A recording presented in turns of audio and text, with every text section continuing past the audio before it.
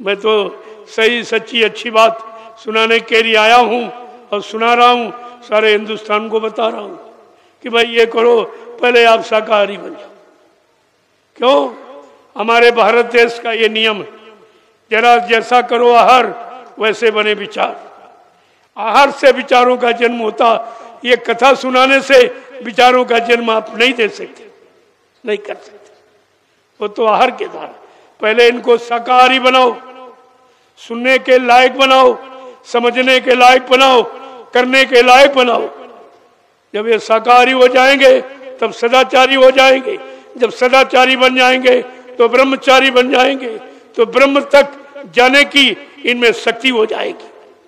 ये तो आप बताते नहीं हो, जो बताना चाहिए, क्योंकि तुम खुद नहीं जानते हो। खुद शाकाहारी सदाचारी ब्रह्मचारी नहीं हो तो ये शिक्षा तुम दूसरों को कैसे दे सकते? तुमने खुद इसका लाभ प्राप्त नहीं किया है, दूसरों को लाभ आप कैसे दे सको? इसलिए हमारी इस वाणी को आलोचना मत समझिए, ये सच्ची सीख है। अब ये है सत्य कड़वा होता है, सत्य कड़वा होता है। किनको? स्वार्थी लोभी लालचियों को। तो सत्य कड़वा होता है, लेकिन अच्छे सच्चे ईमानदार चमन भक्तों को सत्य मीठा होता, उनको मीठा लगता, वही लेते हैं। आप बगैर भक्त हो तो तुमको पहले भक्ति की परिभाषा सुनी चाहिए कि भक्ति की परिभाषा क्या है। जिसने भाव विचारों की सारी शक्ति किसी को अर्पण कर दी वो उसका भक्त कहलाता, और उसके नियम कानून को मानना, अक्षरशा उसके अनुसार जीवन को निकालना, ये उसकी भक्ति होती है। बिना भक्ति के कोई शक्ति नहीं और बिना शक्ति के कोई मुक्ति नहीं है। अगर मुक्ति पाना चाहते हो तो पहले भक्ति करो, और भक्ति बिन देखे कि नहीं, बिन देखे कि कोई भक्ति नहीं होती, भक्ति देख के की जाती, तब तो भक्ति का लाभ आपको मिलेगा।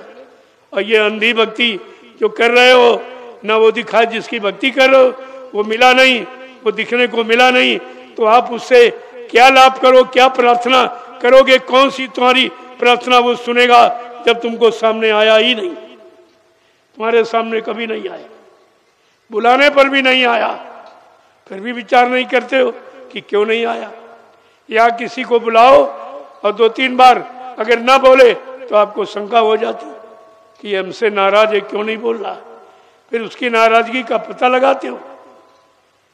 लेकिन परमात्मा खुदा, देवी देवता, आप ब्रह्मा विष्णु महादेव हनुमान शंकर कोई नहीं आपको मिले तो तुम्हें संत महात्माओं से जानकारी लेनी चाहिए कि मैं रोज प्रार्थना करता हूँ, रोज पूजा करता हूँ, रोज सामान उनके नाम का खर्च करता हूँ, लेकिन आज तक वो कभी नहीं आए। जरा हमारा इसका कारण बता दो कि हमसे नाराज क्यों? तो संत महात्मा बताएंगे आपको नाराजगी का कारण क्या। उनके पास तुम जाते नहीं हो, उनसे तुम विरोध करते हो, उनको पहचानते नहीं हो, तो ये तुम्हारा जीवन व्यर्थ में चला जाएगा, फिर दोबारा आपको मिलेगा नहीं। ये वो तो आपको बताने आए और बताकर कुछ लेने नहीं आए, वो देने के लिए आते। वो भिखारी नहीं, वो शानशाह बादशाह होते, वो लुटाते हैं, देते हैं, लेते नहीं। आपने देखा जब से तुम इस क्षेत्र में पैदा हुए हो, कोई तुम्हारे गांव में प्रसाद देने आया तुमको? तुम्हारी बीमारी परेशानी कष्टों को दूर करने के लिए कोई प्रसाद देने आया? कोई नेता आया जिसको चंदा नोट वोट तुम सब देते हो, महंगाई बढ़ते हो, बेरोजगारी सहते हो, और मतलब टैक्स ये सब आप देते हो, लेकिन कोई तुम्हारे दुख तकलीफ में तुम्हारे गांव आया? या जिसको दान दक्षिणा धोती रोटी लंगोटी देते हो, कोई महात्मा लाल पीले कपड़े दाढ़ी बाल रखकर तुम्हारे गांव आया कि तुम परेशानी बीमारियों में हो, चलो ये दवा ले लो? अगर कोई सच्ची पूजा की होती तो पूजा का लाभ होता, कोई भक्ति चेतन की होती तो शक्ति होती, और उस शक्ति से लोगों के कष्ट मुसीबत दूर करने के लिए कोई न कोई आधार जरूर बना देती। प्रसाद एक आधार है। मैंने पूरे हिंदुस्तान में बांटा, आज भी बांट रहा, यहाँ भी रोज बांटता हूँ, सब लोग आते हो देखते हो। किसी ने आज तक आपको प्रसाद दिया? किसी ने प्रसाद बनाया? अरे प्रसाद बनाना ये किसी के बस की बात है? प्रसाद बनाया जाता, प्रसाद खरीदा नहीं जाता। ये पेड़ा बर्फी बतासे चीनी फल फ्रूट खरीदे जाते, प्रसाद बनाया जाता। बनाएगा कौन? जिसने अपने सदगुरु को खुश कर लिया, उनके आदेश हुक्म का पालन करके, उनके वचनों पर चलकर जिसने अपने सदगुरु को खुश कर लिया, वो सदगुरु की दुआ दिया किसी वस्तु में प्रवेश करके जीवों को लाभ दे सकता है। वो लाभ देने का अधिकारी तुम्हारे किसी के पास नहीं। हिंदुस्तान में कोई ऐसा नहीं जो प्रसाद आपको दे बना के, इस समय कोई नहीं। तभी लोग कहते हैं प्रसाद खरीद के ले आओ, वो नहीं बना सकती, खरीद के ले आओ। और प्रसाद दुकानों पर कोई नहीं बनाता, वो तो बेचता। प्रसाद बेचा नहीं जाता, प्रसाद दिया जाता, प्रसाद लुटाया जाता। मैंने पूरे हिंदुस्तान में लाखों कुंटल प्रसाद मैंने दे दिया लोगों को, उसके बदले कुछ कोई चीज। ये जगह जगह सबको दे रहा हूं। हिंदुस्तान का कोई व्यक्ति किसी मत का और किसी धर्म मजहब का ये नहीं कह सकता कि हमारे साथ कोई मतभेद किया गया, क्योंकि हमारा मानव इंसानी नाता है। मेरा कोई जाति का, कोई अरम दरम कर्म का, कोई बाहर का रिश्ता, कोई शरीर का, कोई रंग रूप का, तुम्हारे रुपए पैसे धन दौलत का मेरा कोई रिश्ता नहीं है। मेरा रिश्ता है तुम्हारी जीवात्मा से, जो परमात्मा की, उससे मेरा रिश्ता है। कैसे जगेगी, कैसे कर्म उतरेंगे जो चढ़ गए, तो तुम्हें तो मालूम नहीं है किस तरीके से उतारा जाएगा, कैसे तुमको पाक साम निर्मल पवित्र किया जाएगा, तब तुम पाने के अधिकारी बनोगे। भगवान राम ने क्या कहा, वो तो तुम कथा सुनाते नहीं हो।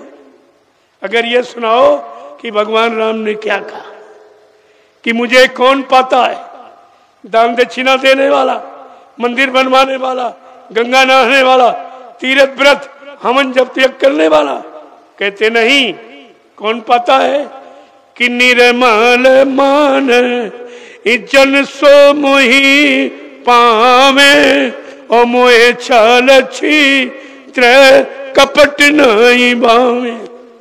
काम को न जाति वाला, न रूप वाला, न धन वाला, मुझे पता है जिसका मन निर्मल पाप साथ पवित्र, वो निर्मल मन जन वो मुझे पाते। और तुम्हारा तो सबका मन गंदा, मन की गंदगी धोने का तुम्हारे पास कोई उपाय, कोई साबुन तुमने बनाया नहीं जो मन की गंदगी उतारोगे। जब तक मन की गंदगी उतरेगी नहीं, कुछ आपको मिलने वाला नहीं। ये बात क्यों नहीं बताती? क्योंकि तुम्हारे पास उसका उपाय नहीं है। लोग पूछेंगे भाई आप बताए, तो उपाय बताइए। उपाय तुमने कभी किया हो तो बताओगे, या करके लाभ प्राप्त किया हो तो तुम दूसरे को लाभ दे सकते हो। जब तुम्हें खुद ही नहीं मिला, तुम दूसरे को क्या दोगे? आगे गोस्वामी महाराज ने सारी शंकाओं का समाधान लिखा है कि भगवान का वास किसके हृदय में होता। ब्राह्मण के हृदय में क्षत्रिय वैश्य सज्जन कहते नहीं, मंदिर बनाने वाला मस्जिद कहते नहीं, गंगा नहाने वाला कहते नहीं।